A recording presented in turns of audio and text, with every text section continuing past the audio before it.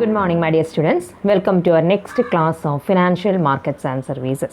നമ്മൾ വേറൊരു പുതിയ ക്ലാസ്സിലേക്ക് നമ്മൾ കയറുകയാണ്. അപ്പോൾ ആസ് യൂഷ്വൽ ഞാൻ എന്ത് ചെയ്യുന്നു, ദാറ്റ് ഈസ് കഴിഞ്ഞ ക്ലാസ്സിൽ എന്തൊക്കെയാണ് നമ്മൾ പറഞ്ഞത് അതൊന്ന് ജസ്റ്റ് നമ്മൾ കടന്നു പോവുകയാണ്. That is in the last class that we have discussed about that is സെബിയുടെ ഗൈഡ് ലൈൻസ് അല്ലേ, നമ്മൾ ആദ്യം പറഞ്ഞിരുന്നു. നമ്മളതിൽ തന്നെ കുറച്ച് ബാക്കിയുണ്ടായിരുന്നു. ദാറ്റ് ഈസ് പ്രൈമറി മാർക്കറ്റിൻ്റെ സെബി ഗൈഡ് ലൈൻസും and we have also discussed about the SEBI guidelines for secondary മാർക്കറ്റും. അതാണ് നമ്മൾ മെയിനായിട്ട് ഡിസ്കസ് ചെയ്ത് പോകുന്നത്. അതിൻ്റെ ഒപ്പം നമ്മൾ പറയുമായിരുന്നു അത് കൂടാതെ ചില റിഫോംസുകൾ ദാറ്റ് ഈസ് സെക്കൻഡറി മാർക്കറ്റുമായി ബന്ധപ്പെട്ട് തന്നെ ദാറ്റ് ഈസ് കുറച്ച് റിഫോംസുകൾ ദാറ്റ് ഈസ് നമ്മുടെ സെബി ചെയ്തിട്ടുണ്ട്. അതിൽ ഉള്ള കുറച്ച് കാര്യങ്ങളൊക്കെ നമ്മളതിൽ പറഞ്ഞിരുന്നു. ദാറ്റ് ഈസ് നമ്മൾ പറഞ്ഞു സെക്യൂരിറ്റീസ് മാർക്കറ്റ് റൈറ്റ് ട്രാക്കിലാക്കാൻ നോക്കി, ബദ്ല സിസ്റ്റം കൊണ്ടുവന്നു, സ്ക്രീൻ ബേസ്ഡ് ട്രേഡിംഗ് കൊണ്ടുവന്നു, എക്സ്ചേഞ്ച് സ്റ്റോക്ക് എക്സ്ചേഞ്ച് റെപ്രസെൻറ്റേറ്റീവ്സിനെ ദാറ്റ് ഈസ് അപ്പോയിൻറ്റ് ചെയ്തു, റോളിംഗ് സെറ്റിൽമെൻറ്റ് എന്ന് പറഞ്ഞിട്ടുള്ളത് കൊണ്ടുവന്നു. പിന്നെന്താണ് ഒരു പുതിയൊരു സ്കീം അല്ലെ, സ്റ്റോക്ക് ലെൻഡിങ് സ്കീം കൊണ്ടുവന്നു. പിന്നെന്താണ് മാർക്കറ്റ് ലോഡ്സ്. ഇത്രയും പോയിൻറ്റ്സുകളാണ് നമ്മൾ ദാറ്റ് ഈസ് ഡിസ്കസ് ചെയ്ത് പോകുന്നത്. And today that we are going to discuss the that is ബാക്കി വരുന്ന കുറച്ച് പോയിൻറ്റ്സുകൾ നമ്മൾ ഡിസ്കസ് ചെയ്യാനായിട്ട് പോകുകയാണ്. Okay, let's start. അപ്പോൾ സെബിയുടെ റിഫോംസിൽ മറ്റൊരു പോയിന്റ് പറയണത് എന്താ വെച്ചിട്ടുണ്ടെങ്കിൽ സെബി എന്ത് ചെയ്തു എന്നാണ് പറയുന്നത്, പനിഷിങ് ഇൻസൈഡർ ട്രേഡിംഗ്.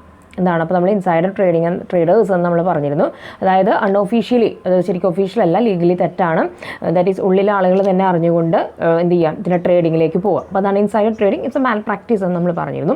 അത് നടത്തി കഴിഞ്ഞിട്ടുണ്ടെങ്കിൽ പനിഷ്മെൻറ്റ് എന്ന രീതിയിലേക്ക് സെബി കൊണ്ടുവന്നു എന്നാണ് പറയുന്നത്. സെബീസ് എന്നിട്ട് ഒരു എക്സാമ്പിൾ സഹിതമാണ് നമുക്ക് പറഞ്ഞു തന്നിരിക്കുന്നത്. സെബി അന്ന് ഇങ്ങനൊരു ഇൻസൈഡർ ട്രേഡിംഗ് സെറ്റിൽ ചെയ്യാനായിട്ടും ഒരു കേസ് എടുത്തിട്ടാണ് നമുക്ക് അതിൻ്റെ എക്സാമ്പിൾ പറഞ്ഞു തരുന്നത്. അപ്പോൾ സെബി നടത്തിയിട്ടുള്ള ഒരു റിഫോം എന്ന് പറയുന്നത് ഇൻസൈഡർ ട്രേഡിംഗ് എന്ത് ചെയ്യാണ്, അത് പണിഷ്മെൻറ്റ് എന്നുള്ളതാണ്. അപ്പോൾ ദാറ്റ് ഈസ് അപ്പോളോ ടയേഴ്സുമായി ബന്ധപ്പെട്ടിട്ടുള്ള ഒരു എക്സാമ്പിളാണ് നമുക്ക് പറഞ്ഞു തന്നിരിക്കുന്നത്. ഇത് അപ്പോളോ ദാറ്റ് ഈസ് ഇതാണെന്നാണ് പറയുന്നത്, ഒരു ഇൻസൈഡർ ട്രേഡിംഗ് സെറ്റിൽമെൻറ്റ് അപ്പോളോ ടയേഴ്സുമായിട്ടുള്ള ബന്ധപ്പെടുത്തിയിട്ടുള്ളത് ഏകദേശം ഒരു 1 crore കൺസെൻറ്റ് ഫീക്ക് അത് സെറ്റിൽമെൻറ്റ് നടത്തിയെന്നാണ് പറയണത്.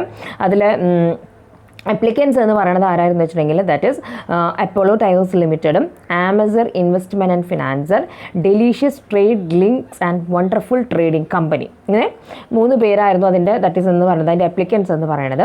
എന്നിട്ട് അന്നത്തെ അപ്പോൾ അതിലുള്ള അന്വേഷണങ്ങളൊക്കെ സെബി നടത്തി. ആ അന്വേഷണത്തിൽ സെബിക്ക് മനസ്സിലായതെന്ന് വെച്ചിട്ടുണ്ടെങ്കിൽ the investigation order said prima facie revealed that the entities had indulged in insider trading.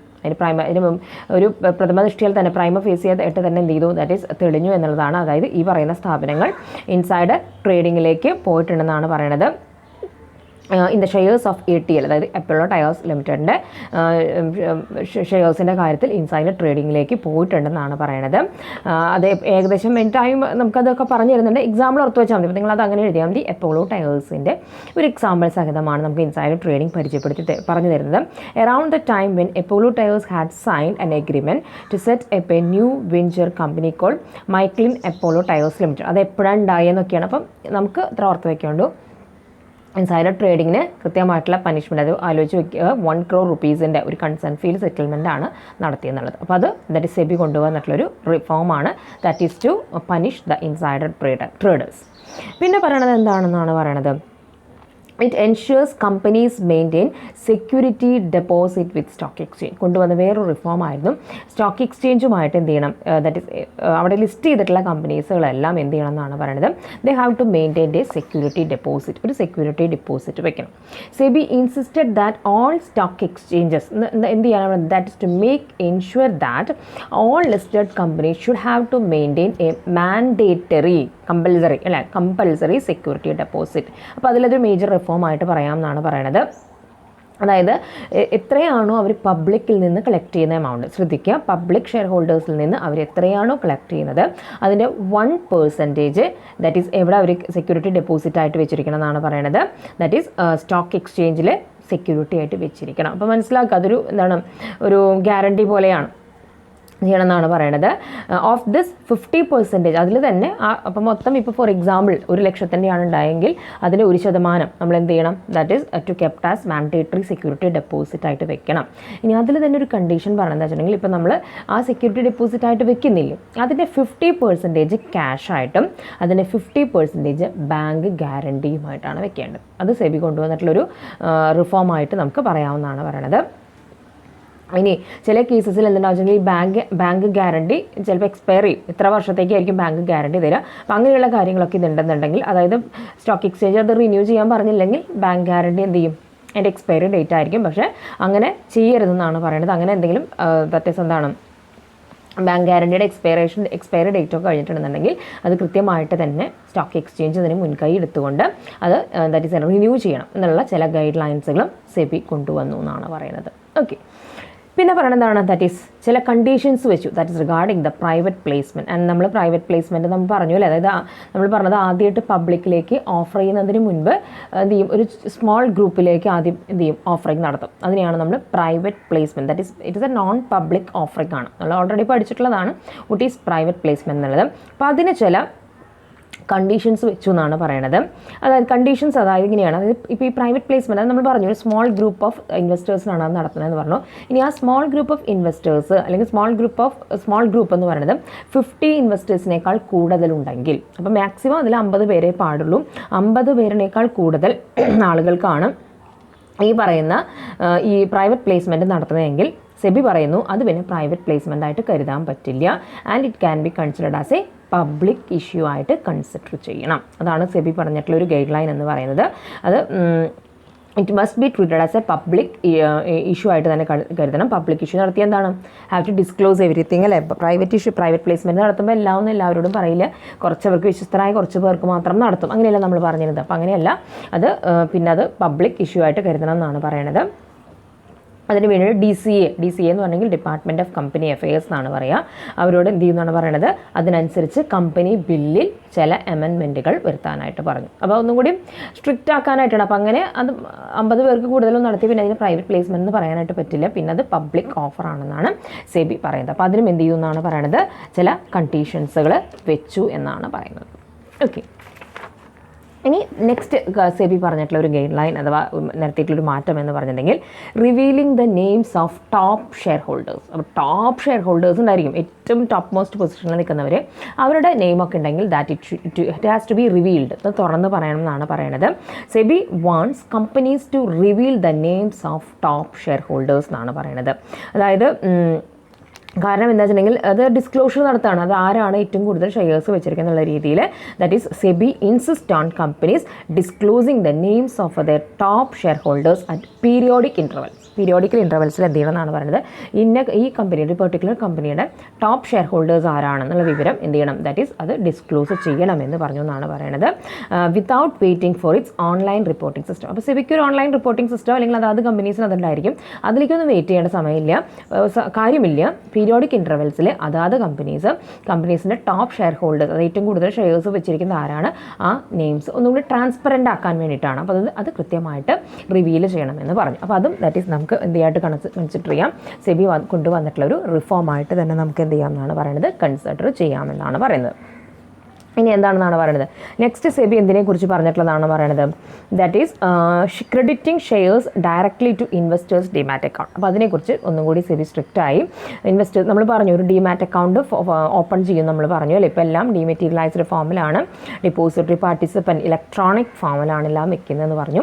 SEBI insist ചെയ്യുന്നതെന്ന് വെച്ചിട്ടുണ്ടെങ്കിൽ ഷെയർസ് എന്ത് ചെയ്യാം, നേരിട്ട് ഇൻവെസ്റ്റേഴ്സിൻ്റെ ഡിമാറ്റ് അക്കൗണ്ടിലേക്ക് കൊണ്ടിടാമെന്നാണ് പറയുന്നത്. Shares to be credited directly to investors demat accounts എന്നാണ് പറയുന്നത്. SEBI sub group constituted to examine the issues relating to possible misuse of brokers. അപ്പോൾ നോട്ട് ചെയ്യേണ്ട പോയിന്റ് ഇതേ ഉള്ളൂ, അതായത് സെബി എന്തിനാണ് അത് പറഞ്ഞതെന്നുണ്ടെങ്കിൽ ബ്രോക്കേഴ്സ് മിസ്യൂസ് ചെയ്യാതിരിക്കാനായിട്ട്, അത് അവരുടെ അക്കൗണ്ടിലേക്ക് പോവുകയോ ഒന്നും വേണ്ട, ഇൻവെസ്റ്ററിൻ്റെ ഡിമാറ്റ് അക്കൗണ്ടിലേക്ക് അത് നേരിട്ട് തന്നെ പൊക്കോളൂ എന്നാണ് പറയുന്നത്.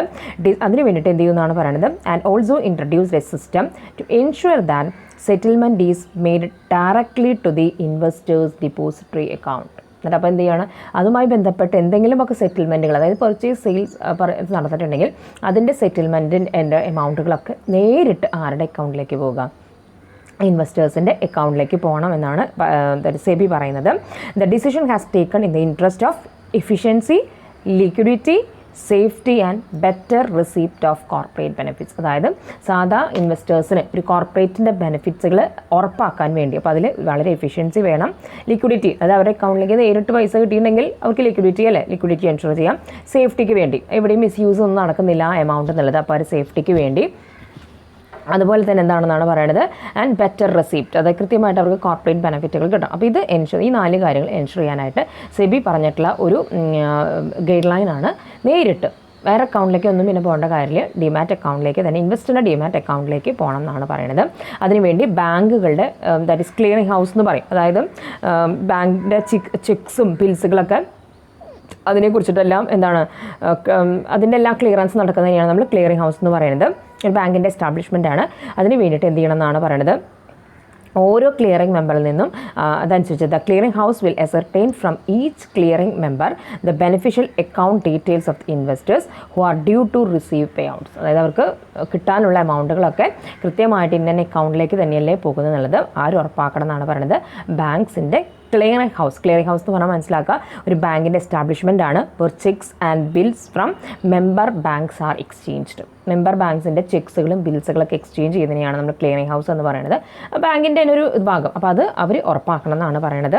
കൃത്യമായിട്ട് തന്നെ ഇൻവെസ്റ്റേഴ്സിന് അവരുടെ പേയ്മെൻറ്റുകളെല്ലാം ഷെയറുമായി ബന്ധപ്പെട്ട പേയ്മെൻറ്റുകളെല്ലാം വന്നു പോകുന്നു. Clearing house will send payout instructions to the depositors. അപ്പോൾ ഈ ക്ലിയറിംഗ് ഹൗസ് ആ പണി ഏറ്റെടുത്തോളും.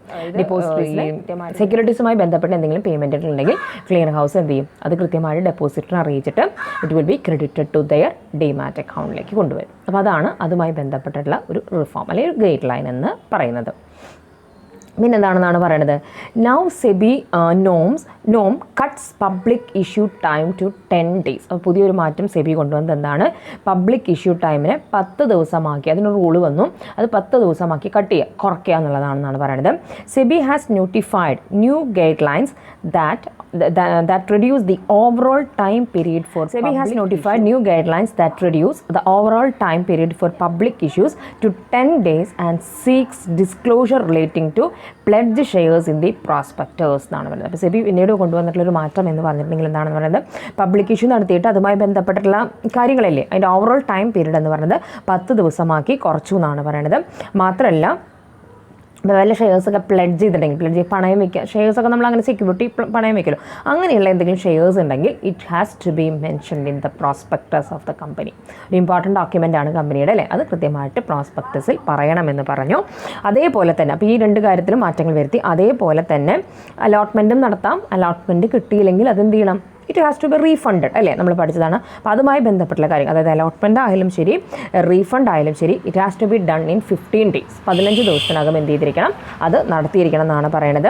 മുൻപ് അതിൻ്റെ സമയം എന്ന് പറഞ്ഞാൽ 30 days ആയിരുന്നു, 1 മാസം വരെ സമയം കൊടുത്തിരുന്നു. അപ്പോൾ ഒരുപാട് നീണ്ടു പോവാണ്. സെബി പുതിയൊരു നോം കൊണ്ടുവന്നത് വെച്ചെങ്കിൽ അത് അത്രയൊന്നും പോകേണ്ട കാര്യമില്ല. Within 15 days allotment should be made or otherwise refund has to be done. അപ്പോൾ അത് സെബി കൊണ്ടുവന്നിട്ടുള്ളൊരു വൺ ഓഫ് ദി ഗൈഡ് ലൈൻ ആയിട്ട് നമുക്ക് പറയാവുന്നതാണ്.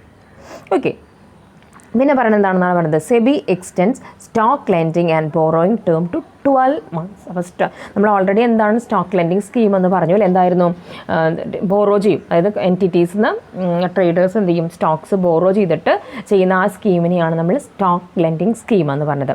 അതിൻ്റെ ടേം എത്ര മാസമാക്കി കൂട്ടി എന്നാണ് പറഞ്ഞത്, 12 months, ദാറ്റ് ഈസ് 1 year എന്നാക്കി മാറ്റി. Hoping to infuse some life into the stock lending and borrowing scheme, SLB ആണ് സ്റ്റോക്ക് ലെൻഡിങ് സ്കീം അല്ലെങ്കിൽ സ്റ്റോക്ക് ലെൻഡിങ് ബോറോയിങ് സ്കീം എന്ന് പറയുന്നത്. SEBI has extend the tenor of contract. Tenor എന്ന് പറഞ്ഞാൽ period of contract to 12 months from 1 month. അപ്പോൾ അതാണ് ഓർത്ത് വയ്ക്കേണ്ടത് കേട്ടോ, മേജറായിട്ട്. അല്ലാണ്ട് ഈച്ച് ആൻഡ് എവരി ലൈനൊന്നും പഠിച്ചു വയ്ക്കേണ്ട. ആ അതിനകത്ത് വരുന്ന മേജർ പോയിന്റ് നമ്മൾ പഠിക്കുക. അതായത് 1 month മുൻപുണ്ടായിരുന്നത് ഇപ്പോൾ അതൊന്നും കൂടി എക്സ്റ്റെൻഡ് ചെയ്ത് കൊടുത്തിട്ട് 12 മാസം, അതായത് 1 yearലേക്കുള്ള കാലാവധിയിലേക്ക് ആക്കി എന്നാണ് പറയണത്. അതെന്തിനു വേണ്ടിയെന്ന് വെച്ചിട്ടുണ്ടെങ്കിൽ ഷോർട്ട് സെല്ലിങ് ദാറ്റ് ഈസ് എന്ത് ചെയ്യാണ് ഇൻട്രൊഡ്യൂസ് ചെയ്തു എന്നാണ് പറയുന്നത്. And to deepen market operations has failed to take off due to inadequate time. അതായത് ഈ ഷോർട്ട് സെല്ലിങ്, അപ്പോൾ ഈ നമ്മൾ 1 മാസത്തേക്കൊക്കെ ചെയ്യുമ്പോൾ എന്താണ് ഷോർട്ട് സെല്ലിംഗ് ആണ് അല്ലേ. അപ്പോൾ അതുമൂലം ഉണ്ടാകുന്ന കാര്യങ്ങൾ അല്ലെങ്കിൽ അത് കൃത്യമായിട്ട് നടക്കാതിരിക്കുക, അതിന് കൃത്യമായ സമയം കിട്ടാതിരിക്കുക. 1 മാസം എന്നൊക്കെ പറഞ്ഞാൽ ടൈം കുറവല്ലേ. അപ്പോൾ അതൊക്കെ ഒന്ന് മാറ്റാൻ വേണ്ടി സെബി എന്ത് പറഞ്ഞു, 1 മാസമല്ല, നിങ്ങൾക്കതൊരു 12 മാസം വരെ ഈ സ്റ്റോക്ക് ലെൻഡിങ് സ്കീം വഴി ദാറ്റ് ഈസ് ഈ സ്റ്റോക്ക് ലെൻഡിങ് സ്കീം വഴി ട്രാൻസാക്ഷൻസ് ചെയ്യാം. എന്നുള്ളത് കൊണ്ടുപോകുന്നതാണ് പറയുന്നത്. Representations were received to extend the time period and SEBI has responded positively. അപ്പോൾ അതിനുള്ള റീസൺ എന്ന് പറഞ്ഞതാണ് ഈ 1 month ഒന്ന് പോരാ, പല ആളുകളും അത് പറഞ്ഞു, ഞങ്ങൾക്ക് ഒരു 1 month എന്നുള്ള പീരീഡ് തീരെ കുറവാണ്, അതൊന്ന് എക്സ്റ്റെൻഡ് ചെയ്യണമെന്ന് പല ആളുകളും എന്ത് ചെയ്യുന്നതാണ് പറയുന്നത്. പലരും റെപ്രസെൻറ്റ് ചെയ്തു, അതായത് അങ്ങനെ ഒരു സജഷൻ വെച്ചു. സെബി അതിനോട് എന്ത് ചെയ്തു, പോസിറ്റീവ്ലി ആക്ട് ചെയ്തു and extend the period that is up to that is എത്രയാണ്, ഒരു 1 year വരെ 12 month വരെ എക്സ്റ്റെൻഡ് ചെയ്തു. ക്ലിയർ. പിന്നെ പറയുന്നത് എന്താണെന്ന് പറയുന്നത്, സെബിയുടെ ഏറ്റവും വലിയൊരു സംഭവം എന്ന് പറയുന്നത് സെബി ഇൻട്രൊഡ്യൂസസ് സർവൈലൻസ് സിസ്റ്റം എന്നാണ്. സർവൈലൻസ് എന്ന് പറഞ്ഞാൽ എന്താണ്, നിരീക്ഷണത്തിൽ. അപ്പോൾ സെബി കൊണ്ടുവന്നിട്ടുള്ള സംഭവമാണ് സർവൈലൻസ് സിസ്റ്റം ഇൻട്രൊഡ്യൂസ് ചെയ്ത് സെബിയുടെ ഒരു മേജർ റിഫോമായിട്ട് നമുക്ക് കരുതാവുന്നതാണ്. അതായത് ഈ സർവൈലൻസ് സിസ്റ്റം കൊണ്ടുവന്നിട്ടുണ്ടെങ്കിൽ ശരിക്കും പറയുകയാണെന്നുണ്ടെങ്കിൽ 3 കാര്യങ്ങളാണ് അത് കൊണ്ടുവരുന്നത് വരെ സെബി ഉറപ്പാക്കിയത്. ഇൻസൈഡ് ട്രേഡിംഗ് ഒഴിവാക്കാം. ഫസ്റ്റ് എന്താണ്, ഇൻസൈഡ് ട്രേഡിംഗ് കളയാം. പിന്നെ വേറെ മാർക്കറ്റിൽ വേറെയും പല മാനിപ്പുലേഷൻസുകൾ നടക്കാം, അപ്പോൾ അത് ഒഴിവാക്കാം. മാത്രമല്ല എന്താണ്, മാർക്കറ്റ് റെഗുലേറ്റേഴ്സിൻ്റെ ഇൻവെസ്റ്റിഗേഷൻ ഒന്നും കൂടി ക്യുക്കറാക്കാം. കാരണം ഇത് സർവൈലൻസ് സിസ്റ്റം ഉണ്ട്, അപ്പോൾ എല്ലാം ഇതിൽ പിടിച്ചിരിക്കും. അപ്പോൾ ആ സർവൈലൻസ് സിസ്റ്റത്തിലെ കൂടെ എന്തെങ്കിലുമൊക്കെ ഇൻവെസ്റ്റിഗേഷൻ നടത്തുന്നുണ്ടെങ്കിൽ എളുപ്പത്തിൽ കണ്ടുപിടിക്കാനായിട്ട് സാധിക്കും. ഈ 3 കാര്യങ്ങളാണ് ടു കർബ് അല്ലെങ്കിൽ to resist the insider trading, to പിന്നെന്താണ് other market manipulations and to make the investigation of the market regulators quickly. ഇതാണ് അതിൻ്റെ മെയിൻ ഉദ്ദേശം എന്ന് പറയുന്നത്. അത് എന്താണെന്നാണ് പറയുന്നത്, ഒരുവിധം എല്ലാ എക്സ്ചേഞ്ചസിൻ്റെ എല്ലാ സെഗ്മെൻറ്റുകളിലും ഈ ഒരു സർവൈലൻസ് സിസ്റ്റം ഇൻട്രൊഡ്യൂസ് ചെയ്തു എന്നാണ് പറയണത്. അത് ക്യാഷിലായാലും ശരി, ഡെറിവേറ്റീവ് മാർക്കറ്റിലായാലും ശരി, എല്ലായിടത്തും എന്തുകൊണ്ടുവന്നു, ഈ ഒരു സർവൈലൻസ് സിസ്റ്റം സെബി ഇൻട്രൊഡ്യൂസ് ചെയ്തു എന്നാണ് പറയുന്നത്. ഇത് ഇംപ്ലിമെൻറ്റ് ചെയ്ത് കഴിഞ്ഞിട്ടുണ്ടെങ്കിൽ ശരിക്കും പറയുകയാണെങ്കിൽ അത് ഒരു യുണീക്ക് ആവുമെന്നാണ് പറയുന്നത്. ആരും ചെയ്യാത്ത രീതിയിൽ അത്രമാത്രം മാനിപ്പുലേഷൻസും അതുപോലെ തന്നെ ഇൻവെസ്റ്റിഗേഷൻസ് ഒക്കെ പെട്ടെന്ന് നടത്താൻ സെബിക്ക് സാധ്യമാകും എന്നാണ് ത്രൂ ദിസ്. അത് വേൾഡിലെ തന്നെ വൺ ഓഫ് ദി ഒരു യുണീക്ക് സിസ്റ്റമായിട്ട് തന്നെ മാറും എന്നാണ് അതിനെക്കുറിച്ച് പറയുന്നത്. അതേപോലെ തന്നെ ദാറ്റ് ഈസ് മുമ്പ് വീഡിയോ സർവൈലൻസ് സിസ്റ്റം ഉണ്ടായിരുന്നു. VS എന്ന് നിങ്ങൾ ടെക്സ്റ്റിനകത്ത് കാണാം. വീഡിയോ സർവൈലൻസ് എന്നാണ് പറയുന്നത്. അത് the VS equivalent at NSD, that is national association of securities dealer incorporation. അപ്പോൾ അതൊന്നും ഞാൻ പഠിക്കണമെന്ന് പറയില്ല നിങ്ങളോട്. അവിടെ അങ്ങനെ ചെയ്തിരുന്ന സമയത്ത് എന്തായിരിക്കും, നമ്മുടെ വീട്ടിൽ ഫോർ എക്സാമ്പിൾ നമ്മുടെ വീട്ടിൽ നമ്മളൊരു വീഡിയോ സർവൈലൻസ് സിസ്റ്റം വെച്ചിട്ടുണ്ടെങ്കിൽ ആ വീട്ടിൽ എന്താണ് നടക്കുന്നത്, അല്ലെ ഇപ്പോൾ എല്ലാവരും വീടുകളിൽ CCTV വെക്കുന്നുണ്ട് അല്ലേ. അപ്പോൾ അതേപോലെയുള്ള അപ്പോൾ അവിടെ എന്താണ് നടക്കുന്നുള്ള കാര്യങ്ങൾ അറിയാനായിട്ട് പറ്റും. അപ്പോൾ അങ്ങനെയല്ല, ഇത് ഒരു മൊത്തം എല്ലായിടത്തേക്കും കൂടി ഒരു സർവൈലൻസ് സിസ്റ്റം യൂസ് ചെയ്തു. അപ്പോൾ അതിൻ്റെ ബെനിഫിറ്റ് എല്ലാ സ്റ്റോക്ക് എക്സ്ചേഞ്ചിനും അതിൽ ഉൾപ്പെടുത്തി. അപ്പോൾ അത് ദാറ്റ് ഈസ് സെബിയുടെ ഒരു നല്ലൊരു മൂവ്മെൻ്റ് ആയിട്ട് തന്നെ കരുതാം എന്നാണ് പറയുന്നത്. അതേപോലെ തന്നെ സെബിയുടെ വേറൊരു ഈ ഒരു പോയിന്റിൽ തന്നെ നമുക്ക് പറയാവുന്ന കാര്യം എന്ന് പറയുന്നത് MAPIN എന്ന് പറഞ്ഞിട്ടുണ്ട്. ദാറ്റ് ഈസ് ഒരു യുണീക്ക് ഐഡൻറ്റിഫിക്കേഷൻ നമ്പർ കൊണ്ടുവന്നു. അതിൻ്റെ ഫുൾ ഫോം എന്ന് പറഞ്ഞാൽ ജസ്റ്റ് ഒന്ന് സൈഡിൻ്റെ ടെക്സ്റ്റിൽ എഴുതി വയ്ക്കുക, മാർക്കറ്റ് പാർട്ടിസിപ്പൻറ്റ് ഐഡൻറ്റിഫിക്കേഷൻ നമ്പർ എന്നാണ്. MAPIN എന്നാണ് ഞാനത് പ്രൊനൗൺസ് ചെയ്യുന്നത്. MAPIN അതായത് market participant identification number. MA എന്ന് പറഞ്ഞാൽ മാർക്കറ്റും, P എന്ന് പറഞ്ഞാൽ പാർട്ടിസിപ്പൻ്റ് എന്നും, I for identification, N for number. അപ്പോൾ മാർക്കറ്റ് പാർട്ടിസിപ്പൻറ്റ് ഐഡൻറ്റിഫിക്കേഷൻ നമ്പർ എന്ന് പറഞ്ഞിട്ടൊരു സംഭവം സെബി കൊണ്ടുവന്നതാണ് പറയുന്നത്. And it would be tied in with the new surveillance system. അതൊരു ഐഡൻറ്റിഫിക്കേഷൻ നമ്പറാണ്. അത് നമുക്ക് ഈ സർവൈലൻസ് സിസ്റ്റത്തിനോട് ചേർന്ന് നോക്കാം. അതായത് ഓരോ മാർക്കറ്റ് പാർട്ടിസിപ്പൻറ്റിനും നമുക്ക് എന്ത് ചെയ്യാൻ പറ്റും, ഈ നമ്പർ വെച്ചുകൊണ്ട് ഐഡൻറ്റിഫൈ ചെയ്യാൻ പറ്റും. അപ്പോൾ അതിൻ്റെ അർത്ഥം സെബിയുടെ നിരീക്ഷണത്തിലാണ് ഇവരെല്ലാം. സെബിയുടെ കയ്യിൽ ഇവരെ കുറിച്ചിട്ടുള്ള എല്ലാ മാർക്കറ്റ് പാർട്ടിസിപ്പൻറ്റിനെ കുറിച്ചിട്ടുള്ള ദാറ്റ് ഇസ് ഡീറ്റെയിൽസ് ഉണ്ട്. അപ്പോൾ അതും നമുക്കിതിൻ്റെ ഒരു മേജർ റിഫോം ആയിട്ട് പറയാം എന്നാണ് പറയുന്നത്. ഇനി ഇതെങ്ങനെയാണ് ഈ ഒരു സിസ്റ്റം വർക്ക് ചെയ്യണമെന്ന് പറഞ്ഞു തന്നിട്ടുണ്ട്. അതായത് ഇപ്പോൾ ഏതെങ്കിലും ഒരു കമ്പനീനെ കുറിച്ച് എന്തെങ്കിലും വാർത്ത, anything that is related to ഒരു കമ്പനിയെ കുറിച്ച് വന്നിട്ടുണ്ടെങ്കിൽ അത് എന്ത് ചെയ്യും, നമുക്ക് ജസ്റ്റ് ആ കമ്പനിയുടെ ടെക്സ്റ്റ് ജസ്റ്റ് ഒന്ന് എൻ്റർ ചെയ്ത് കൊടുക്കും. ഇതൊക്കെ അപ്പോൾ ഇൻ്റർനെറ്റ് ഓൺലൈൻ വഴിയാണ് ചെയ്യുന്നത്. വുഡ് ബി എൻ്റെ സിസ്റ്റത്തിലേക്ക് നമ്മളിതൊന്ന് അടിച്ചു കൊടുക്കാം.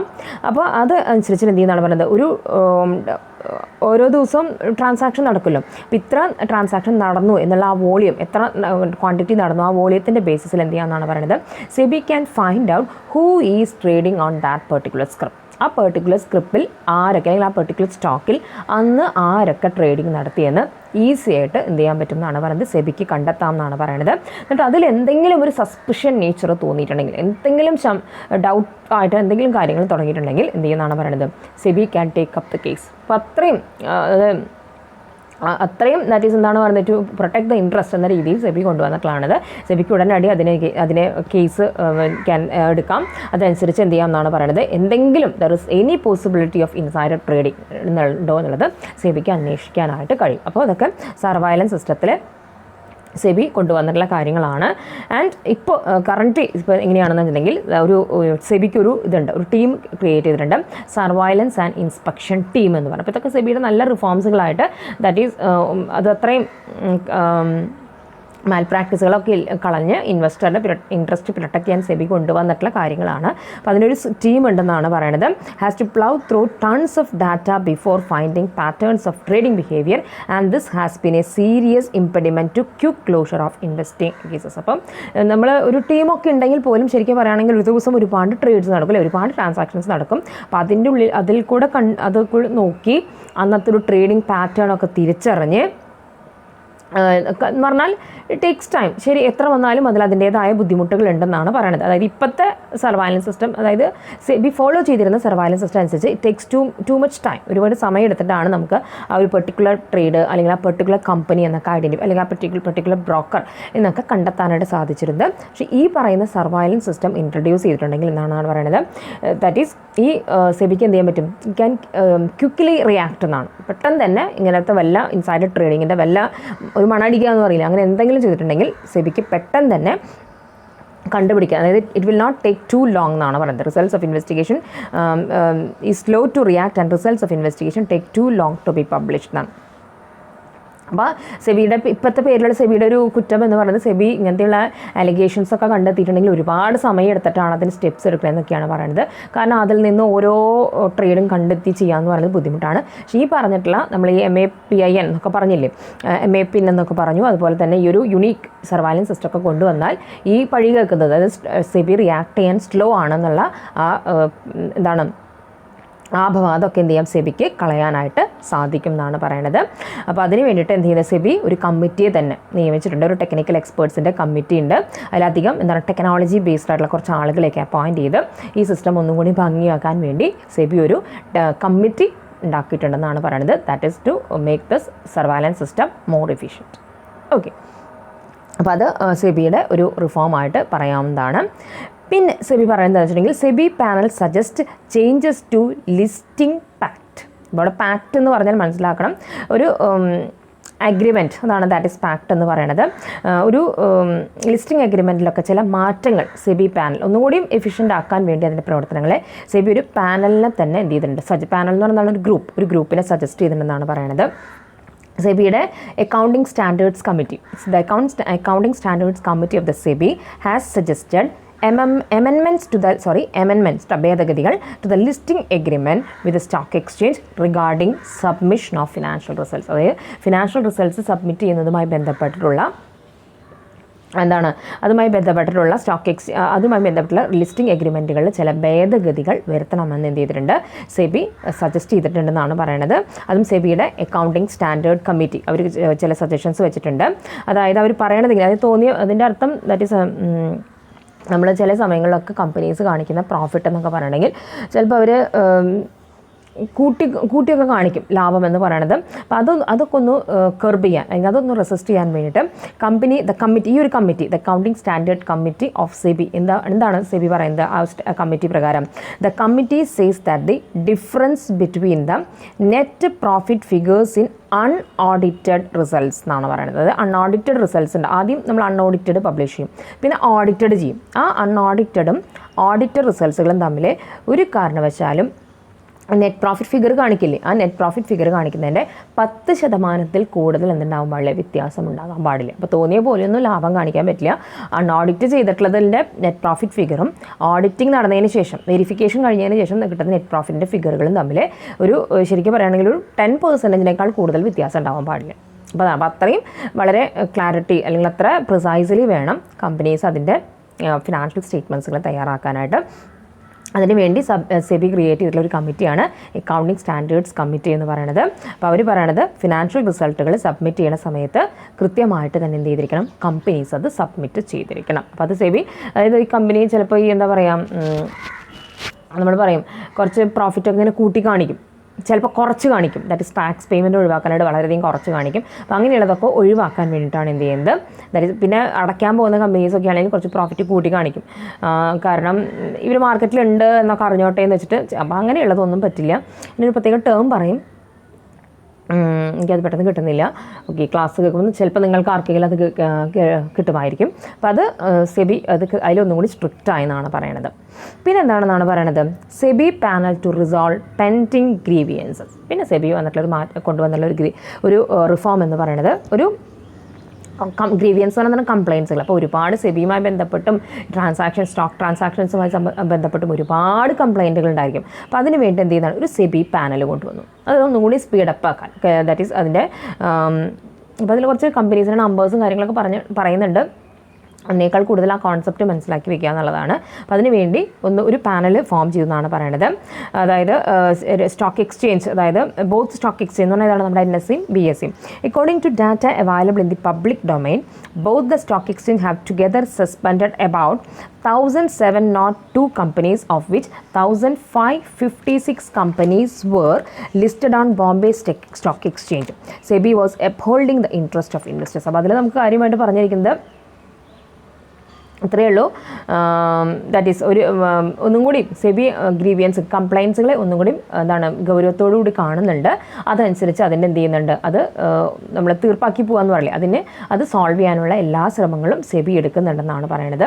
അതിൻ്റെ നമുക്കൊരു കണക്ക് പറഞ്ഞിരിക്കുകയാണ്. മൊത്തം ഒരു 1,702 കമ്പനീസ് സസ്പെൻഡ് ചെയ്തിട്ടുണ്ടെന്നാണ് പറയുന്നത്. അതിൽ തന്നെ 1,556 കമ്പനീസ് എന്ന് പറയുന്നത് ബോംബെ സ്റ്റോക്ക് എക്സ്ചേഞ്ചിൽ ലിസ്റ്റ് ചെയ്ത കമ്പനീസ് ആയിരുന്നു. അപ്പോൾ അങ്ങനെയുള്ള കമ്പനീസിനെ കുറിച്ചൊക്കെ കറക്റ്റായിട്ട് സെബി ഹാസ് ടേക്കിംഗ് ആക്ഷൻ, അതാണ് അതിൽ പറയുന്നത്. അങ്ങനെയുള്ള അപ്പോൾ ഇൻവെസ്റ്റേഴ്സിൻ്റെ കംപ്ലയിൻസ് അല്ലെങ്കിൽ ഗ്രീവിയൻസ് കിട്ടുമ്പോൾ സെബി ഈസ് ആക്ടിങ് അക്കോർഡിംഗ്ലി, അതാണ് അതിൽ പറയുന്നത്. സെബി ഈസ് ആക്ടിങ് അക്കോർഡിംഗ്ലി, അതനുസരിച്ച് സെബി പ്രവർത്തിക്കുന്നുണ്ട് ആ കാര്യത്തിൽ. അതായത് ഇൻവെസ്റ്റേഴ്സിൻ്റെ ഇൻട്രസ്റ്റ് പ്രൊട്ടക്റ്റ് ചെയ്യുക അല്ലെങ്കിൽ അതിനെ ഉയർത്തിപ്പിടിച്ചുകൊണ്ട് സെബി അങ്ങനെയുള്ള കംപ്ലയിൻറ്റുകൾ റിഡ്രസ് ചെയ്ത് പോകുന്നുണ്ട്. അപ്പോൾ അതും സെബിയിൽ വന്നിട്ടുള്ളൊരു റിഫോം ആയിട്ട് തന്നെ നമുക്ക് കരുതാം. ഓക്കെ, പിന്നെ പറയുന്നത് എന്താണ്, SEBI ask DPs to setup basic demat account for small investors. അത് സെബിയുടെ മേജർ ആയിട്ടുള്ള റിഫോമാണ്. കാരണം ആദ്യമൊന്നും ഈ സ്മോൾ ഇൻവെസ്റ്റേഴ്സ് ഉണ്ടാവില്ലേ, അവരൊന്നും സാധാരണ ഈ മാർക്കറ്റിലേക്ക് വരില്ല. ദാറ്റ് ഈസ് അവർക്ക് പേടിയാണ്.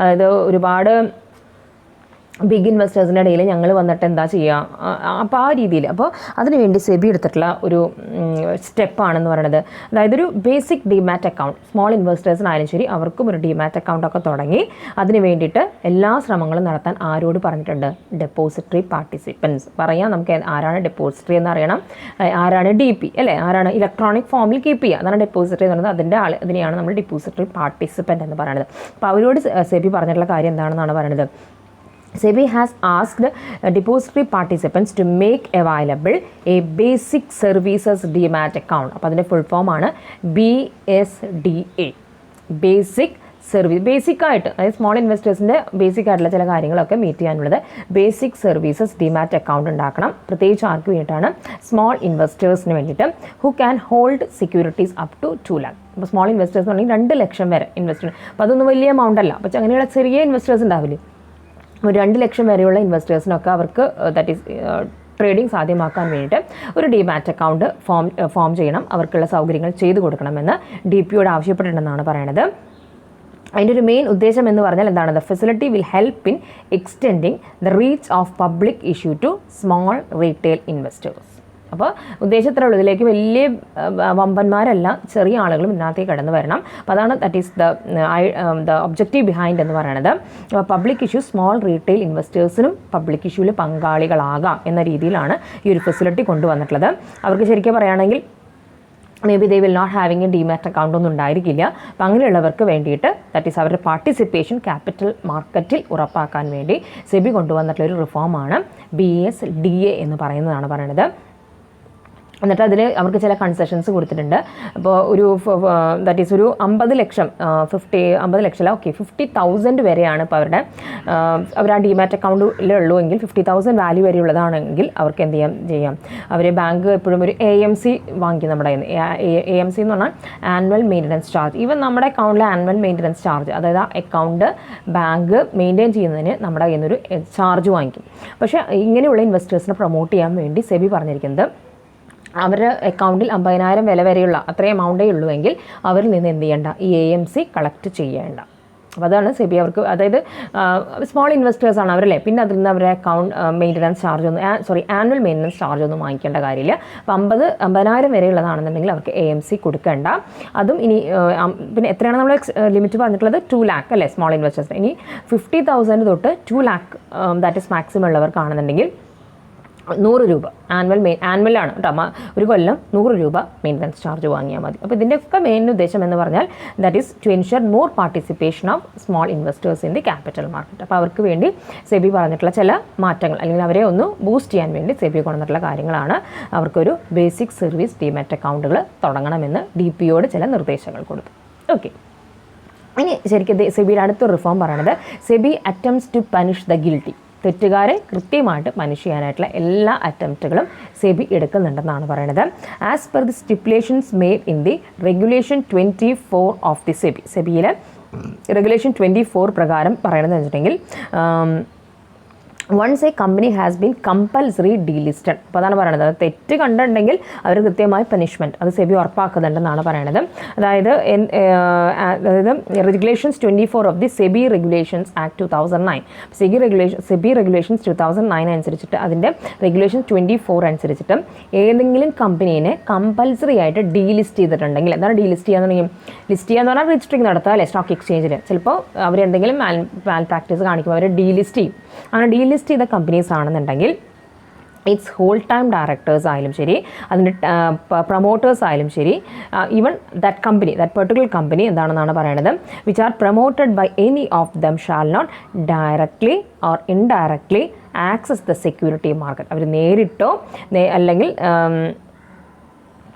നേരിട്ടല്ലാതെയോ എന്ത് ചെയ്യാൻ പാടില്ല, അവർക്ക് എവിടേക്ക് വരാൻ പാടില്ല, the securities market or seek listing for any equity shares four a period of 10 years. 10 കൊല്ലത്തേക്ക് പിന്നെ അവർക്ക് അത്രേ ഉള്ളൂ, 10 കൊല്ലത്തേക്ക് പിന്നെ അവർക്ക് ലിസ്റ്റിങ്ങിനെ കുറിച്ച് ആലോചിക്കേണ്ട. അപ്പോൾ എന്തെങ്കിലും തെറ്റ് കണ്ടിട്ടായിരിക്കാം ഈ ഡീലിസ്റ്റിംഗ് നടത്തിയിട്ടുണ്ടായിരിക്കുക. അങ്ങനെ ഡീലിസ്റ്റിംഗ് നടത്തിയ കമ്പനീസിൻ്റെ പ്രൊമോട്ടേഴ്സ് ആയാലും ശരി, അതിൻ്റെ ഹോൾ ടൈം ഡയറക്ടേഴ്സ് ആയാലും ശരി, and the companies which are promoted by any of them. ഇവരാരെങ്കിലും ഒരു പുതിയ കമ്പനി പ്രൊമോട്ട് ചെയ്യുകയാണെങ്കിൽ, അത് ഈ ഹോൾ ടൈം ഡയറക്ടറോ അല്ലെങ്കിൽ ഈ പ്രൊമോട്ടറോ വേറെ ഏതെങ്കിലും കമ്പനി പ്രൊമോട്ട് ചെയ്യുകയാണെങ്കിൽ പോലും അവർക്ക് ഒരു കാരണവശാലും ഇവിടേക്ക് വരാൻ പറ്റില്ല, സെക്യൂരിറ്റി മാർക്കറ്റിലേക്ക് വരാനായിട്ട് സാധിക്കില്ല for a period of 10 years. എന്ന് തൊട്ടിട്ട് from the date of such delisting, എന്ന് തൊട്ടാണോ, ദാറ്റ് ഇസ് ഇപ്പോൾ ഫോർ എക്സാമ്പിൾ 2020 ഇന്നത്തെ ഡേറ്റ് അനുസരിച്ചാണെന്നുണ്ടെങ്കിൽ, ഇന്നത്തെ ഡേറ്റ് തൊട്ട് 2020 ആണെങ്കിൽ 2030 വരെ, ആ ഡേറ്റ് വരെ അവർക്ക് എന്ത് ചെയ്യാൻ പറ്റില്ല, സെക്യൂരിറ്റീസ് മാർക്കറ്റിലേക്ക് വരാൻ പറ്റില്ല. അപ്പോൾ അത്രയും സ്ട്രിക്റ്റ് ആണെന്നാണ് പറയണത്. ഗിൽറ്റി എന്തെങ്കിലും തെറ്റ് കണ്ടിട്ടുണ്ടെങ്കിൽ അവരെ കൃത്യമായിട്ട് തന്നെ സെബി പനിഷ് ചെയ്യുന്നുണ്ട്. ഓക്കെ, പിന്നെ സെബിയെ കുറിച്ച് പറയുന്നത് എന്താണ്, SEBI move to change listing norms to protect the share holders interest and increase investors confidence. അപ്പോൾ സെബി എന്ത് ചെയ്യുന്നുണ്ട്, ചില സ്റ്റെപ്സുകൾ അല്ലെങ്കിൽ ചില റൂൾസുകൾ കൊണ്ടുവരുന്നുണ്ട്. അതായത് അവരെ ഇൻട്രസ്റ്റ് പ്രൊട്ടക്റ്റ് ചെയ്യുന്നതിനോടൊപ്പം തന്നെ അവരെ കോൺഫിഡൻസ് ബൂസ്റ്റ് ചെയ്യാനായിട്ട്. പല ഇൻവെസ്റ്റേഴ്സും ചിലപ്പോൾ ആദ്യമൊക്കെ നഷ്ടം പറ്റിയിട്ടുണ്ടെങ്കിൽ പിന്നെ അവർ വരില്ല, ഈ ഒരു ഡീലിങ്സിലേക്ക് അവർ വരില്ല. അപ്പോൾ അത് അവരുടെ കോൺഫിഡൻസ് കൂട്ടാനും അതുപോലെ തന്നെ ഒപ്പം അവർ ഇൻട്രസ്റ്റ് പ്രൊട്ടക്റ്റ് ചെയ്യാനും വേണ്ടി സെബി ചില ലിസ്റ്റിംഗ് നോംസുകളിലൊക്കെ ചില എന്ത് ചെയ്യുന്നുണ്ട്, ചേഞ്ചുകൾ സെബി കൊണ്ടുവരേണ്ടതെന്നാണ് പറയുന്നത്. SEBI is considering to make changes in the listing norms so that whenever a company defaults on any payment obligation. അത് ഏതെങ്കിലും ഒരു പേയ്മെൻറ്റ് ഒബ്ലിഗേഷൻ, അതായത് പേയ്മെൻറ്റ് നടത്തേണ്ടതായിരുന്നു ആ കമ്പനി, അതിലെന്തെങ്കിലും കമ്പനികൾ ഏതെങ്കിലും കാര്യത്താൽ കമ്പനി വീഴ്ച വരുത്തിയിട്ടുണ്ടെങ്കിൽ it would trigger a public announcement. അതിനുവേണ്ടി സെബി പറയുന്ന കാര്യം, അങ്ങനെ ഏതെങ്കിലും ഒരു കമ്പനി ചെയ്തിട്ടുണ്ടെങ്കിൽ ആ കമ്പനിയെ കുറിച്ചിട്ട് എന്ത് ചെയ്തിരിക്കും, പബ്ലിക് അനൗൺസ്മെൻറ്റ് നടത്തും. അപ്പോൾ എന്താണ്, അപ്പോൾ നമുക്കറിയാം, ഇപ്പോൾ ഞാനൊരു ഇൻവെസ്റ്റർ ആണെങ്കിൽ ഞാനിങ്ങനെ ഒരു അനൗൺസ്മെൻറ്റ് കിട്ടിക്കഴിഞ്ഞാൽ ഞാൻ അതിൽ പോയി ഇൻവെസ്റ്റ് ചെയ്യുമോ? ഇല്ല. കാരണം അവർ ഡീഫോൾട്ട് വരുത്തിയിട്ടുണ്ടെന്ന് മനസ്സിലാവുന്നുണ്ട്. അതിന് വേണ്ടിയിട്ട് അത് നല്ല രീതിയിൽ തന്നെ സെബി അത് ഡിസ്ക്ലോസ് ചെയ്തിട്ടുണ്ട്. അപ്പോൾ അതാണെന്നാണ് പറയുന്നത്. At present information about a company's loan default is limited. അപ്പോൾ അതുവരെ സെബിയിൽ എങ്ങനെയാണെന്ന് വെച്ചിട്ടുണ്ടെങ്കിൽ, അങ്ങനെ ഏതെങ്കിലും ഡീഫോൾട്ട് വരുത്തിയ കമ്പനീസ് ഉണ്ടെങ്കിൽ അത് ആരെ മാത്രമേ അറിയിക്കുകയായിരുന്നുള്ളൂ, ഇവരുമായി ബന്ധപ്പെട്ട ഫിനാൻഷ്യൽ ഇൻസ്റ്റിറ്റ്യൂഷൻസില്ലേ അവരെ മാത്രമേ അറിയിക്കുമായിരുന്നുള്ളൂ. കാരണം ഫിനാൻഷ്യൽ ഇൻസ്റ്റിറ്റ്യൂഷൻസിനാണ് അവരിൽ നിന്നായിരിക്കും ചിലപ്പോൾ ഈ പെർട്ടിക്കുലർ കമ്പനി ലോണും കാര്യങ്ങളൊക്കെ എടുത്തിട്ടുണ്ടായിരിക്കുക. അപ്പോൾ അവരെ മാത്രം അറിയിക്കുക എന്തായിരുന്നു ആദ്യത്തെ സെബിയുടെ പോളിസി എന്ന് പറയുന്നത്. ഇപ്പോൾ സെബി പറയുന്നത് അങ്ങനെയല്ല, എന്താണ് അങ്ങനെയല്ല വേണ്ടത്. അങ്ങനെ ഏതെങ്കിലും കമ്പനി എന്തെങ്കിലും ഡീഫോൾട്ടുകൾ വരുത്തിയിട്ടുണ്ടെങ്കിൽ ഇറ്റ് ഷുഡ് എന്താണ് അതിൻ്റെ ഒരു ഇൻഫർമേഷൻ ആർക്കും കൂടി പാസ് ചെയ്യണം എന്നാണ് പറയുന്നത്, പബ്ലിക്കിനും പാസ് ചെയ്യണം എന്നാണ് പറയുന്നത്. Making information about loan defaults will provide for the transparency. അതായത് സെബി അവിടെ പറഞ്ഞത്രേ ഉള്ളൂ, ട്രാൻസ്പെറൻ്റ് ആവണം എല്ലാ കാര്യങ്ങളും. അതായത് പിന്നെ ഇൻവെസ്റ്റേഴ്സ് അത് എന്ത് ചെയ്യണം, അതിൽ വന്നിട്ട് വീണ്ടും നമ്മൾ ഇൻവെസ്റ്റ് ചെയ്ത് ഇൻവെസ്റ്റേഴ്സിൻ്റെ പൈസ പോകേണ്ട കാര്യമില്ല. അപ്പോൾ അതാണ് പറഞ്ഞത് ട്രാൻസ്പെറൻസി എൻഷുർ ചെയ്യാനായിട്ട് സെബി ഇങ്ങനൊരു മാറ്റം കൊണ്ടുവന്നിട്ടുണ്ട്. പിന്നെ സെബി എന്താണെന്നാണ് പറയുന്നത്, സെബി ബാൻസ് ഡീലർ എന്നാണെന്നാണ് പറയുന്നത് 3 others ഫോർ ഫ്രണ്ട് റണ്ണിങ്. അതാണ് ഇപ്പോൾ ഒരു പുതിയ ടേം നമ്മൾ പഠിക്കുന്നത്, എന്താണ് ഫ്രണ്ട് റണ്ണിങ് എന്നുള്ളതാണ് നമ്മൾ പഠിക്കുന്നത്. അപ്പോൾ സെബി ബാൻസ് ഡീലർ, അതായത് ചില ഡീലേഴ്സിനെ സെബി ബാൻ ചെയ്യുന്നുണ്ട്. 3 others ഫോർ ഫ്രണ്ട് റണ്ണിങ് നടത്തുന്ന ഡീലേഴ്സിനെ സെബി എന്ത് ചെയ്യുന്നു, ബാൻ ചെയ്യുന്നു എന്നാണ് പറയുന്നത്. ഫസ്റ്റ് നമുക്ക് അറിഞ്ഞിരിക്കേണ്ടത് എന്താണ് ഈ ഫ്രണ്ട് റണ്ണിങ് എന്ന് പറഞ്ഞു. അപ്പോൾ ആരാണ് ഈ ഫ്രണ്ട് റണ്ണർ എന്നുള്ളതാണ് അറിയേണ്ടത്. ജസ്റ്റ് സൈഡിൻ്റെ ടെക്സ്റ്റിലൊന്ന് എന്ത് ചെയ്യും, ജസ്റ്റ് ഒന്ന് നോട്ട് ചെയ്ത് വെക്കുക ആരാണ് ഫ്രണ്ട് റണ്ണർ എന്നുള്ളത് ഒന്ന് എഴുതി വയ്ക്കാം. Trading stock or any other fixed assets എഴുതി വെക്കേണ്ടതാണ് ഞാൻ പറയുന്നത് കേട്ടോ. ഫ്രണ്ട് റണ്ണർ ആരാണെന്നാണ് ഞാൻ പറയുന്നത്. Trading stock or any other fixed assets. അപ്പോൾ സ്റ്റോക്കോ അല്ലെങ്കിൽ ഏതെങ്കിലും ഫിക്സഡ് അസറ്റ്സുകളോ എന്ത് ചെയ്യാണ്, ട്രേഡിംഗ് നടത്താം. ആരാണ്, by a broker who has inside knowledge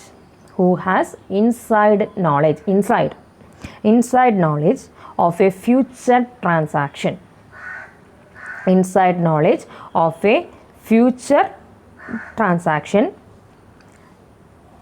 That is about to affect its price stability.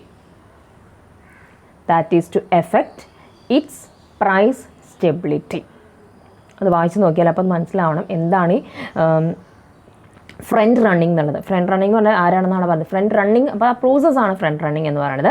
Front runner എന്ന് പറഞ്ഞെങ്കിൽ ആരാണെന്നാണ് പറയുന്നത്, ഒരു ബ്രോക്കർ ഏതെങ്കിലും ഒരു സ്റ്റോക്കോ ഏതെങ്കിലും ഫിക്സ്ഡ് അസറ്റ്സുകളോ ട്രേഡ് ചെയ്യാണ്. എങ്ങനെ ട്രേഡ് ചെയ്യുന്നു എന്നാണ് പറയുന്നത് ആ പറയുന്ന ബ്രോക്കർ. ആ ബ്രോക്കർ മുൻകൂട്ടി തന്നെ അറിയുകയാണ്. That is by inside information വഴി, കമ്പനിയുടെ ഉള്ളിലുള്ള ചില ഇൻഫോർമേഷൻസ് കേട്ടിട്ട് ഒരു ഫ്യൂച്ചർ ട്രാൻസാക്ഷൻ, ദാറ്റ് ഈസ് ഭാവിയിൽ ഇങ്ങനെയാണ് ഇത് ആകാൻ പോകുന്നതെന്ന് അറിഞ്ഞുകൊണ്ട് ഒരു നടത്താണ്. എന്താണ്, who has inside knowledge of A future transaction. മുൻകൂട്ടി തന്നെ അറിയാം ഇങ്ങനെയാണ് നടത്താൻ പോകുന്നതെന്ന് അറിയാം. അതനുസരിച്ചിട്ട് എന്ത് ചെയ്യാം, ചില ഡീലിങ്സുകൾ നടത്താം. അപ്പോൾ അങ്ങനെ നടത്തുന്ന സമയത്ത് ചിലപ്പോൾ ആ കമ്പനിയുടെ ഷെയർസിൻ്റെ പ്രൈസ് സ്റ്റെബിലിറ്റീനെ അത് ബാധിക്കും. ക്ലിയർ. അപ്പം അങ്ങനെ നടത്തുന്ന ആളുകളെയാണ്, അതായത് ഒരു പബ്ലിക് ഇൻഫർമേഷൻ ഇല്ലാതെ നമ്മൾ പറയില്ലേ, നമ്മൾ ചില കാര്യങ്ങൾ രഹസ്യമായിട്ടൊക്കെ അന്വേഷിച്ച് ചില കാര്യങ്ങൾ ചെയ്യുമെന്ന് പറയില്ല. അപ്പോൾ അങ്ങനെ രഹസ്യമായി അന്വേഷിച്ച് കാര്യങ്ങൾ ട്രാൻസാക്ഷൻസ് ചെയ്യുന്ന ആളുകളെയാണ് നമ്മൾ ഫ്രണ്ട് റണ്ണേഴ്സ് എന്ന് പറയുന്നത്. ആ പ്രോസസ്സിനെയാണ് ഫ്രണ്ട് റണ്ണിങ് എന്ന് പറയുന്നത്. അപ്പോൾ ഒരു കാരണവശാലും സെബി അതിനെ അനുകൂലിക്കുന്നില്ല. സെബി എന്ത് ചെയ്യണം, അങ്ങനെ വേണ്ട. ദാറ്റ് ഇസ് ഒരുപോലെ അത് എന്ത് ചെയ്യും, പബ്ലിക്കിലേക്ക് ഇഷ്യൂ നടത്തും, എല്ലാവർക്കും ഒരുപോലെ ഇൻഫർമേഷൻസ് തരും. അല്ലാതെ ഉള്ളിൽ നിന്ന് അറിഞ്ഞ രഹസ്യം വെച്ചിട്ട് ട്രാൻസാക്ഷൻസ് നടത്തണ്ട. സെബി അതിനെ ബാൻ ചെയ്യുകയാണെന്നാണ് പറയണത്. SEBI has band and equities dealer of HDFC asset management. ഒരു നമ്മുടെ HDFC അസറ്റ് മാനേജ്മെൻറ്റ് അവരുടെ ഒരു ഇക്വിറ്റി ഡീലറിനെ സെബി ബാൻ ചെയ്തിട്ടുണ്ടെന്നാണ് പറയുന്നത്. ഫോർ അലേജഡ്ലി ലീക്കിംഗ് ഇൻഫോർമേഷൻ അതാണ് അവിടെ നിങ്ങൾ ഓർത്ത് വയ്ക്കുന്നത്. ഇൻഫോർമേഷൻസ് ലീക്ക് ചെയ്യുന്നതല്ല, ചോർത്തി ചെയ്തിട്ട് ചില ട്രാൻസാക്ഷൻസ് ഒക്കെ നടത്തി എന്നാണ് പറയുന്നത്. അങ്ങനെയുള്ള ചില ആളുകളെ സെബി എന്ത് ചെയ്തിട്ടുണ്ടെന്ന്, പ്രത്യേകിച്ച് HDFC അസറ്റ് മാനേജ്മെൻറ്റ് എന്ന ഇവരുടെ ഡീലേഴ്സിനെ, ഇക്വിറ്റി ഡീലറിനെ സെബി ബാൻ ചെയ്തിട്ടുണ്ടെന്നാണ് പറയുന്നത്. കാരണം അവരെന്ത് ചെയ്യാണ്, അഡ്വാൻസ് ആയിട്ട് കാര്യങ്ങൾ ചെയ്യുകയാണ്. അതായത് മുൻകൂട്ടി കിട്ടിയ ഇൻഫർമേഷൻ പ്രകാരം അവർ മറ്റുള്ളവർ ആരും അറിയുന്നതിന് മുൻപ് രഹസ്യമായി ചോർത്തിയെടുത്ത വിവരങ്ങൾ പ്രകാരം ട്രാൻസാക്ഷൻസ് നടത്തുമെന്നാണ് പറയുന്നത്.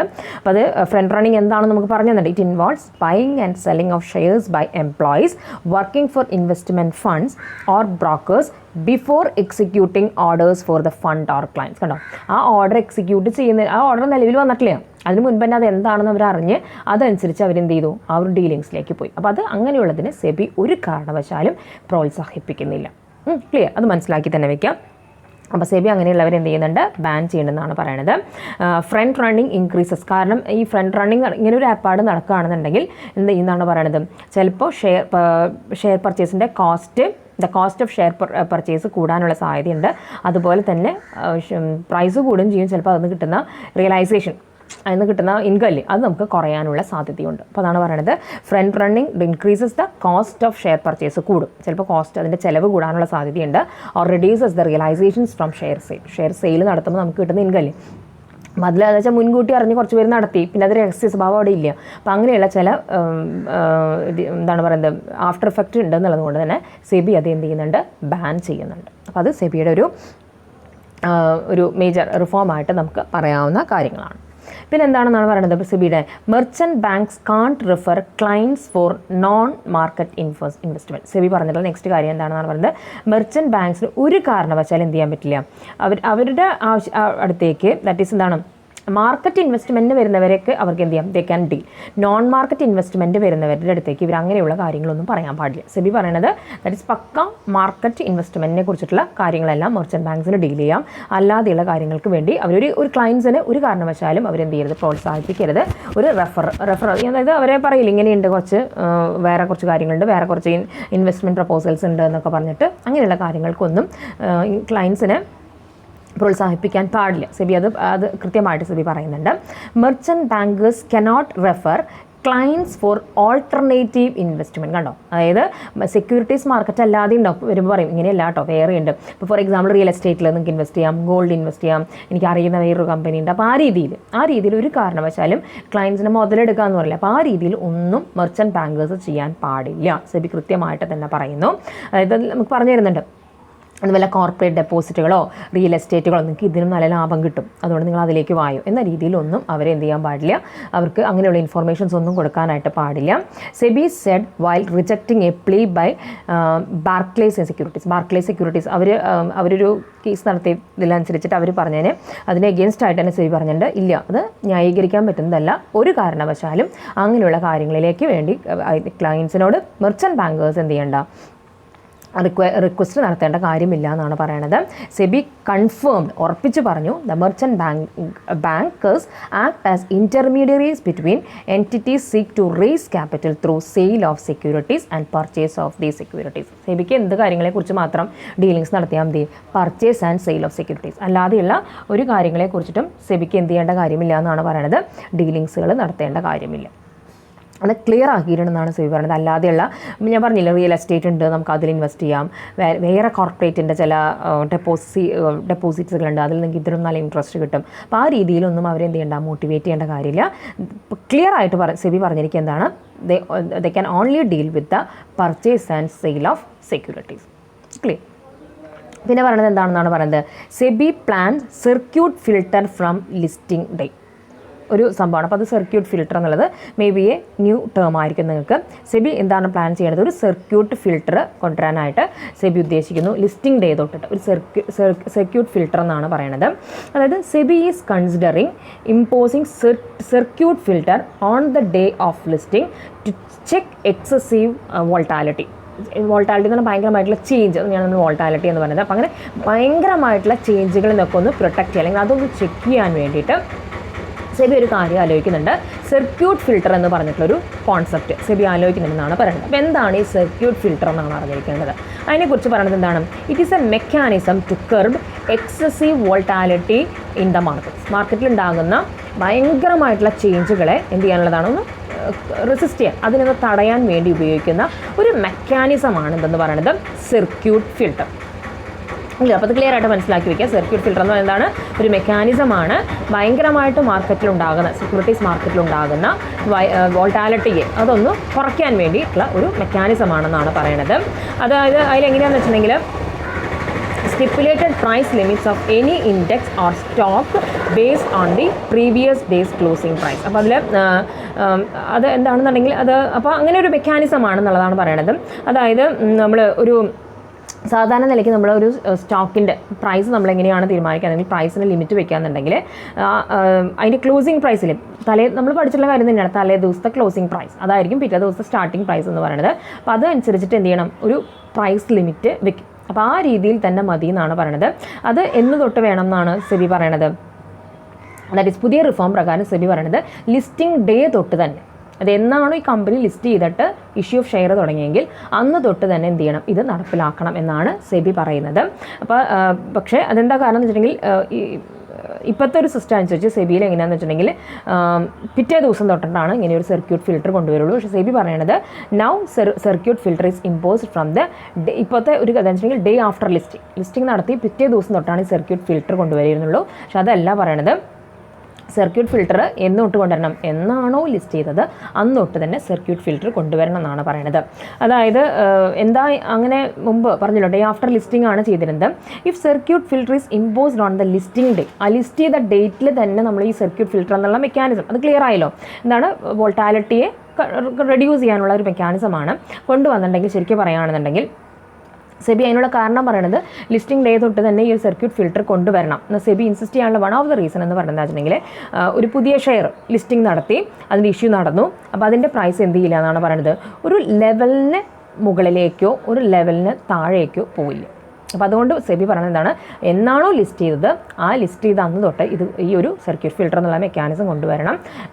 അത് മുമ്പ് യൂസ് ചെയ്തിരുന്നു പറഞ്ഞെങ്കിൽ ആ ലിസ്റ്റിംഗ് ഡേൻ്റെ പിറ്റേ ദിവസം തൊട്ട് അങ്ങനെയാണ് ചെയ്തിരുന്നത്. അപ്പോൾ അതിൻ്റെ ഒരു സെബി അതിനൊരു മെറിറ്റായിട്ട് പറയുന്നത് വെച്ചിട്ടുണ്ടെങ്കിൽ അങ്ങനെ ഒരു അന്ന് തന്നെ ഈ സർക്യൂട്ട് ഫിൽറ്റർ എന്നുള്ള മെക്കാനിസം കൊണ്ടുവന്നിട്ടുണ്ടെങ്കിൽ ഒരു പുതിയ ഷെയറിൻ്റെ ഡിബറ്റൻറ്റ് ഷെയർ എന്നാണ് പറയുന്നത്, അതിൻ്റെ പ്രൈസ് ഒരുപാട് മുകളിലേക്കും ഒരുപാട് താഴ്ചയിലേക്കും പോകില്ല എന്നാണ് പറയുന്നത്. നമുക്ക് എക്സാമ്പിളും പറഞ്ഞു തന്നിട്ടുണ്ട്. ഇത് issue price of share is ₹100 ആണ് അല്ലേ. നമ്മൾ വിചാരിക്കും ഫോർ എക്സാമ്പിൾ ഇഷ്യൂ പ്രൈസ് 100 ആണെന്നുണ്ടെങ്കിൽ ദ സർക്യൂട്ട് ഫിൽറ്റേഴ്സ്, അതൊരു ലിമിറ്റാണ് കേട്ടോ. സർക്യൂട്ട് ഫിൽറ്റർ എന്ന് പറഞ്ഞാൽ ഞാൻ പറഞ്ഞില്ലേ പ്രീവിയസ് ഡേയുടെ ക്ലോസിംഗ് പ്രൈസ് വെച്ചിട്ടൊരു സ്റ്റിപ്പുലേറ്റഡ് പ്രൈസ് ലിമിറ്റ് വെക്കും. അതിൻ്റെ സർക്യൂട്ട് ഫിൽറ്റർ ഒരു 10% സർക്യൂട്ട് ഫിൽറ്റർ വെച്ചിരിക്കുന്നതെങ്കിൽ എന്താണെന്നാണ് പറയുന്നത്, ഒരു കാരണവശാലും ആ ഒരു പെർട്ടിക്കുലർ ഷെയറിൻ്റെ വില 110 രൂപയിൽ നിന്ന് മുകളിലേക്കോ 90 രൂപയിൽ നിന്ന് താഴത്തേക്കോ പോയില്ല. കാരണം ആ 10% എന്നുള്ളതാണ് സർക്യൂട്ട് ഫിൽറ്റർ അല്ലേ. അപ്പോൾ 100ൻ്റെ 10% എന്ന് പറയുമ്പോൾ 110 അതുവരെ അതിൻ്റെ വില ഉയർന്നു പോകുള്ളൂ.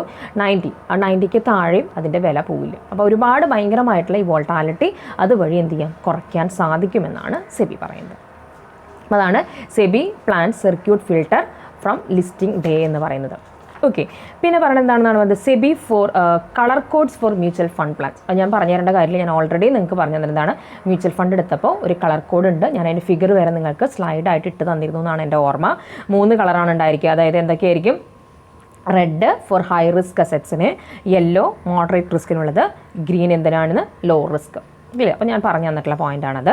പിന്നെ എന്താണെന്ന് SEBI moves T+1 settlement to reduce risk. ഇതൊന്നും നമ്മൾ ഡിസ്കസ് ചെയ്ത് പോയിട്ടുള്ളത് തന്നെയാണ്.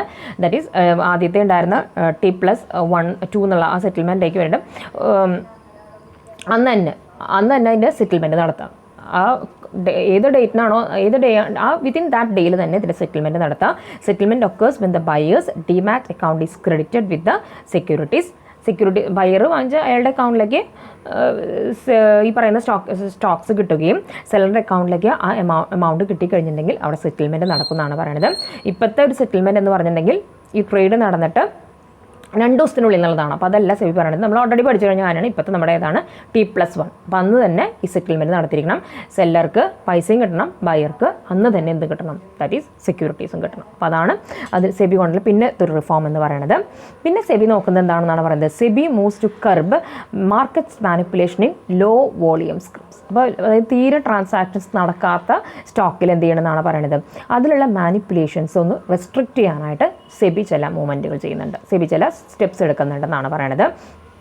അതിന് വേണ്ടിയിട്ട് സെബി ചെയ്യുന്നത്, സെബി പറയുന്നത് ഇങ്ങനെയാണ്, that is 1/3 of the listed stocks on BSE will shift to call option എന്നാണ് പറയുന്നത്. അപ്പോൾ അതിനുവേണ്ടി സെബി കൊണ്ടുവന്നിട്ടുള്ള ഫസ്റ്റ് സ്റ്റെപ്പ് എന്ന് പറഞ്ഞാൽ ഇതാണ്. ദാറ്റ് ഈസ് ലിസ്റ്റ് ചെയ്തിട്ടുള്ള BSE ബോംബെ സ്റ്റോക്ക് എക്സ്ചേഞ്ചിലാണ് പറയുന്നത്.